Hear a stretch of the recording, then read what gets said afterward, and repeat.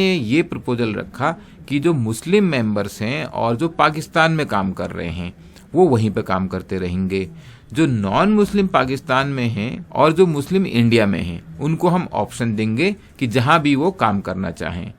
लेकिन इसी बीच क्या हुआ, भारत सरकार ने ये डिसाइड किया कि वो मुस्लिम या नॉन मुस्लिम दोनों ही टेरिटरीज में जो रह रहे हैं सारे गवर्नमेंट एम्प्लॉयज को ऑप्शन दिया जाएगा कि वो कहाँ काम करना चाहते हैं, किस देश के साथ रहना चाहते हैं।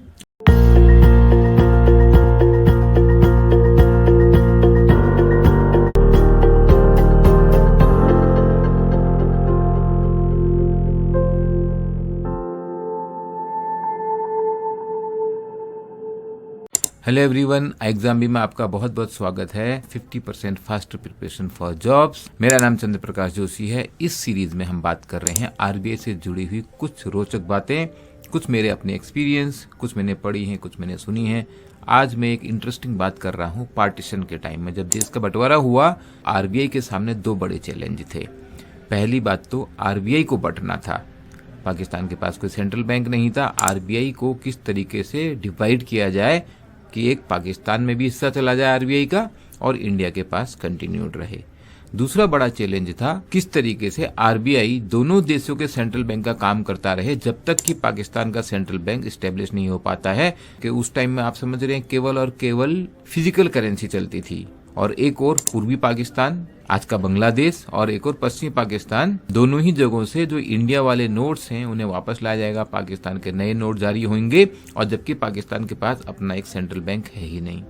अब आरबीआई का बंटवारा कैसे होगा, इसमें आरबीआई का कोई रोल नहीं था। ये रोल के लिए एक पार्टीशन काउंसिल बनी थी। पार्टीशन काउंसिल के अंदर 10 एक्सपर्ट कमेटी थी। उस 10 एक्सपर्ट कमेटी में से जो फिफ्थ कमेटी थी, फिफ्थ एक्सपर्ट कमेटी, उसके अंदर ये काम आया कि आरबीआई का बंटवारा, आरबीआई के जो एसेट्स और लायबिलिटीज हैं उनका बंटवारा कैसे होगा।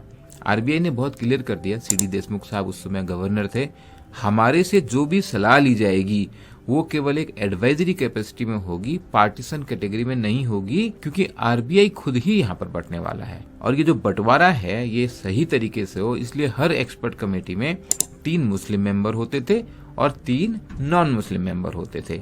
जो ये फिफ्थ एक्सपर्ट कमेटी थी इसमें 3 मुस्लिम मेंबर आए। गुलाम मोहम्मद जो बाद में 3rd गवर्नर जनरल बने पाकिस्तान के, जाहिद हुसैन जो स्टेट बैंक ऑफ पाकिस्तान वहां का सेंट्रल बैंक रहा उसके 1st गवर्नर बने, और तीसरे थे आई कुरैशी, एमिनेंट लोग। सेम हुए जो नॉन मुस्लिम मेंबर्स थे इस फिफ्थ कमेटी में वो थे केजी अंबेगांवकर जो बाद में भारत में 6th गवर्नर बने आरबीआई के, एमवी रंगाचारी जो एक सीनियर सिविल सर्वेंट थे, फाइनेंस मिनिस्ट्री में काम किया उन्होंने भारत सरकार के साथ, और संजीवा राव। और इनको 3 काम दिए गए कमेटी को कि कैसे करेंसी और कॉइनेज का डिवीजन होना है, किस तरीके से आरबीआई के एसेट्स और लायबिलिटीज का डिवीजन होना है, और किस तरीके से एक्सचेंज कंट्रोल आना है पाकिस्तान के पास, बिकॉज पाकिस्तान को वर्ल्ड बैंक और आईएमएफ का भी मेंबर बनना है। एक नई करेंसी जारी होनी है जो पाकिस्तानी रुपया होगा, और ये वो टाइम था जब सेंट्रल बैंक ही करेंसी की वैल्यू बताता था। बड़ी इंटरेस्टिंग रिकमेंडेशंस आई कमेटी की ओर से।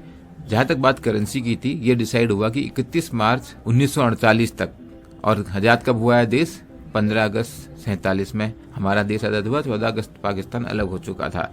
वहां से लेकर 31 मार्च 1948 तक जो करेंसी है वही रहेगी पाकिस्तान में भी।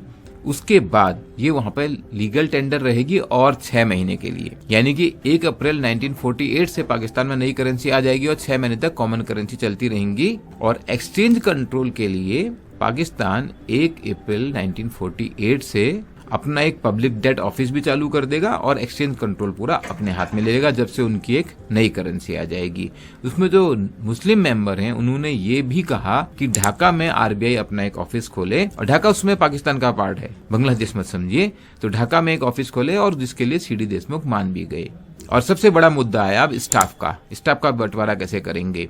तो आरबीआई ने ये प्रपोजल रखा कि जो मुस्लिम मेंबर्स हैं और जो पाकिस्तान में काम कर रहे हैं वो वहीं पे काम करते रहेंगे। जो नॉन मुस्लिम पाकिस्तान में हैं और जो मुस्लिम इंडिया में हैं उनको हम ऑप्शन देंगे कि जहां भी वो काम करना चाहें। लेकिन इसी बीच क्या हुआ, भारत सरकार ने ये डिसाइड किया कि वो मुस्लिम या नॉन मुस्लिम दोनों ही टेरिटरीज में जो रह रहे हैं सारे गवर्नमेंट एम्प्लॉयज को ऑप्शन दिया जाएगा कि वो कहाँ काम करना चाहते हैं, किस देश के साथ रहना चाहते हैं। अब कई बार लोग पूछते हैं कि आरबीआई गवर्नमेंट एम्प्लॉय है कि नहीं, तो बहुत क्लियरली दिख रहा है यहाँ पे आरबीआई के साथ भी फिर सेम रूल लागू हुआ। आरबीआई के सारे एम्प्लॉयज को ऑप्शन दिया गया, आप पाकिस्तान में काम करना चाहते हैं या इंडिया में काम करना चाहते हैं। जो मुस्लिम मेंबर्स थे उनकी ये भी मांग थी कि आरबीआई, देखिए आरबीआई उसमें दोनों का सेंट्रल बैंक के जैसा काम कर रहा है, तो उनकी ये मांग थी कि आरबीआई में एक डेप्यूटी गवर्नर हम यानी कि पाकिस्तान गवर्नमेंट अपॉइंट करेगी, और जो आरबीआई का सेंट्रल बोर्ड है उसमें 2 nominee directors Pakistan government decide करेगी। नॉमिनी डायरेक्टर्स की बात तो मान ली गई थी, लेकिन उसको कभी एग्जीक्यूट करने की जरूरत पड़ी नहीं, क्योंकि जैसा मैंने अपने दूसरे वीडियो में बताया, पाकिस्तान गवर्नमेंट और आरबीआई के बीच रिलेशनशिप खराब हो गए। जो कैश ट्रांसफर था, कैश ट्रांसफर एक इंटरेस्टिंग एजेंडा था। उसमें भारत सरकार के अकाउंट में 400 करोड़ रुपया कैश था।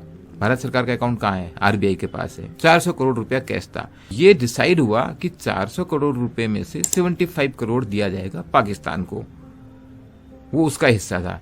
उस 75 करोड़ में 14 अगस्त 1947 को 20 करोड़ अलग कर दिया गया। आज से आपको अपना खर्चा चलाना है तो ये 20 करोड़ आपको हम अभी दे दे रहे हैं, 55 करोड़ हम आपको बाद में देंगे। उस 55 करोड़ की स्टोरी मैंने आपको दूसरी जगह बता दी है।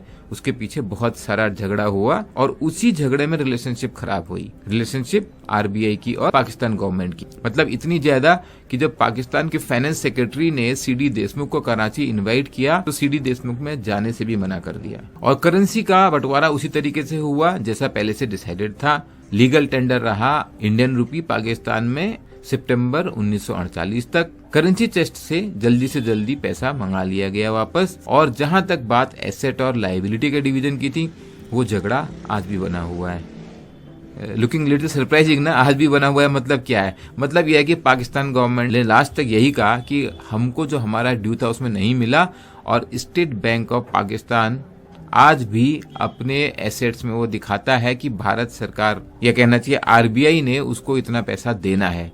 वो कितना पैसा है, क्या आप गेस कर सकते हैं? या आपने कहीं सुना है, पढ़ा है?